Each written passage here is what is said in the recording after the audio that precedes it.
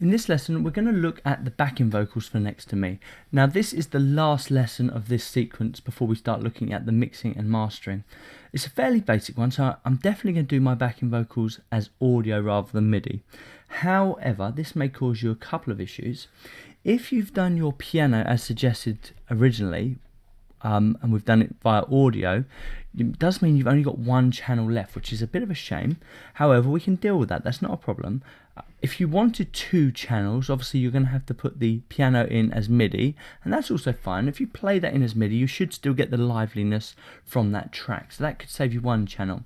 Another way which you could do this is actually by getting a group of singers and get a microphone that can either do a stereo image or can do a figure of 8. So you can have, or an omnidirectional in a closed space, but figure of 8 or stereo image would be better.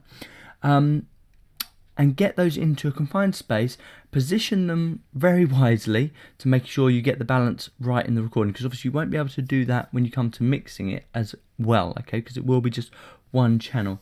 But because the backing vocals are recorded so low in the mix anyway, you could probably get away with putting that on one microphone or one channel. And I would also suggest doing that as a stereo channel. So like I say, if you've got a stereo imaging microphone, that would be perfect. So you can actually have it on one channel as a stereo input, which is effectively giving you two channels. So you can separate up just a little bit more with that, and it will give you a fuller mix.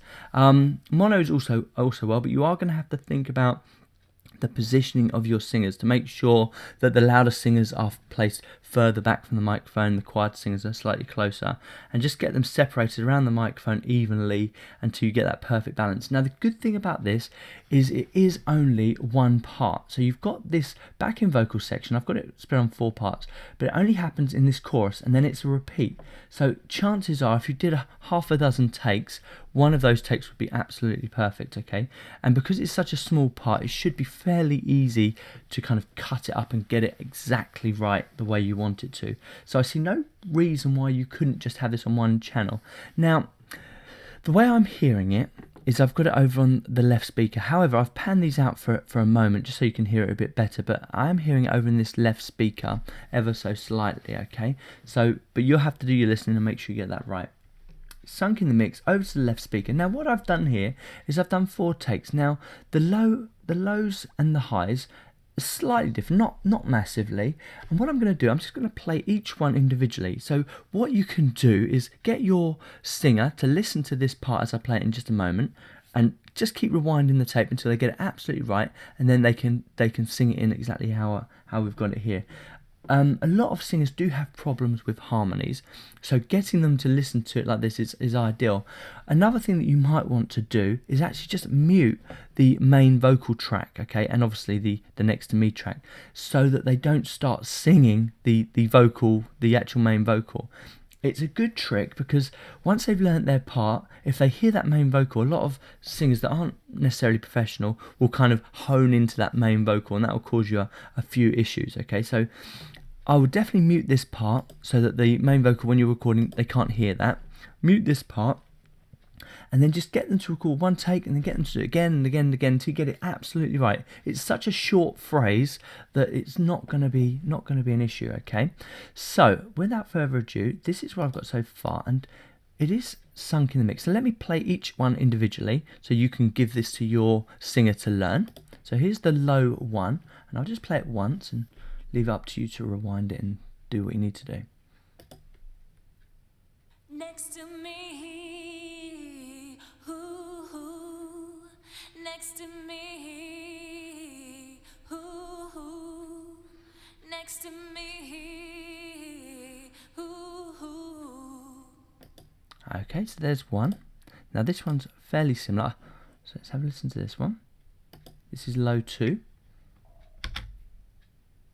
Next to me, ooh, next to me, ooh, next to me, ooh. Okay, and high 1, and you notice they are practically doubles. Okay, so here's high 1. Next to me, ooh, next to me,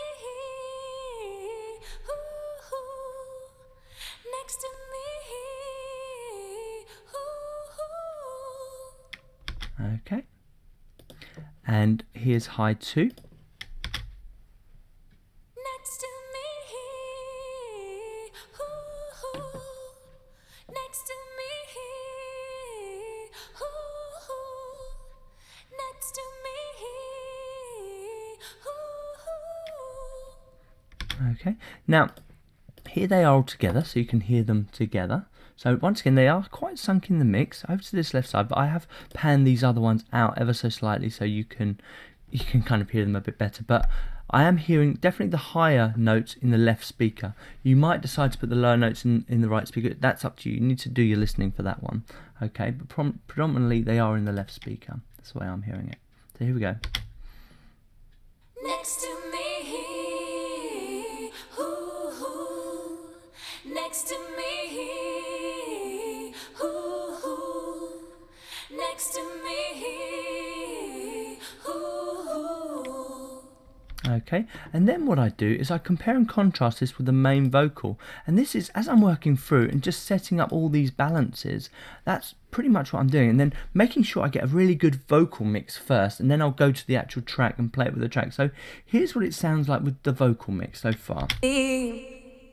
Next to me, ooh, next to me, ooh, next to me, ooh, you. Okay, and here's the main track, just so you can see what it sounds like in the actual song.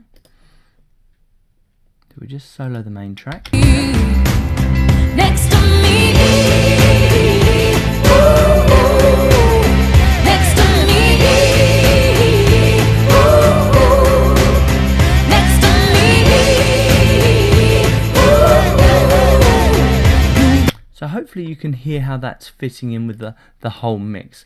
Now, I've done some basic settings here. Now, normally I would give you these settings, but actually your vocal is going to be completely different to mine. So you're not going to be able to necessarily follow my EQs or follow my compressions. But one thing that probably will remain consistent is just getting rid of this low end. So if you haven't got complete isolation in your vocal booth, you can just get rid of this by just using this filter here. Just getting rid of all of these low frequencies that you don't need.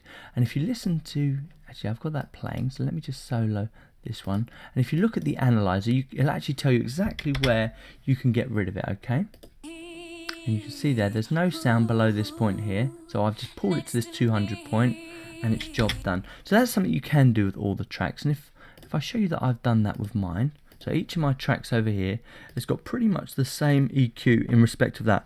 I will adjust this top end, so cutting some frequencies out so that I can basically hear these a little bit better. Now with my particular vocalist, she was very good and she's singing very consistently, so I haven't had to put too much compression on. So it really depends on how consistent your vocalists are and how much compression. But if you've got 4 vocalists around the same mic, you're probably going to need slightly harder compression. I'm just doing 3:1 ratio here. I haven't actually boosted the gain as well. I've actually cut it by a little bit and just doing a -20. That's very light compression, okay? You may need to do it a bit harder to get a bit of control. It depends on, you know, your circumstances more than anything else. Another thing that you're going to notice that I've done here is I've put a tuner on. You are probably not going to get as much success out of a tuner as I have, because obviously I've recorded them on individual channels. So using a tuner can just tell me if that singer was way off or okay. And so if I solo that track and I put the tuner in, you'll see it tells me the note that she's roughly singing. I can see. And that is spot on, and that's what I'm really after. That's the kind of settings that I want. So a tuner is really good just to make sure your vocalist is. And if your vocalist, if you're doing it on individual channels, is a little bit off, you can obviously use the flex tools that you've got in Logic, or the I can't remember what the Cubase tools are called, but where you can actually adjust the pitches ever so slightly, and that's fine because these tracks are sunk so low in the mix. It's not going to be a massive issue. The other thing you might notice, I've used this gain. This is more of a safety option than anything else, and it's literally to reverse phase really. So just to turn the reverse phase button on, just so that I don't get this drop in volume from a phasing issue. And you might find that if you are doing doubling of tracks, that you might have to do that on certain tracks, just to make sure that you haven't got any phasing issues, that you don't lose complete volume from that track. That's pretty much it for me. Oh no, there's one more thing. I've got to play it in the mix. This is what it sounds like so far in the mix. So here we go. Next to me, ooh, next to me, ooh, next to me, ooh, you will find. Okay, so that's where I'm at currently. It's starting to take some really good shape. Still needs a bit more energy, but I can still shape that further to get that energy. The basic structure now is complete, so now it's all about mixing and getting that master done. So I'll see you in the next lesson. Good luck with the backing vocals, and let's crack on with the mixing.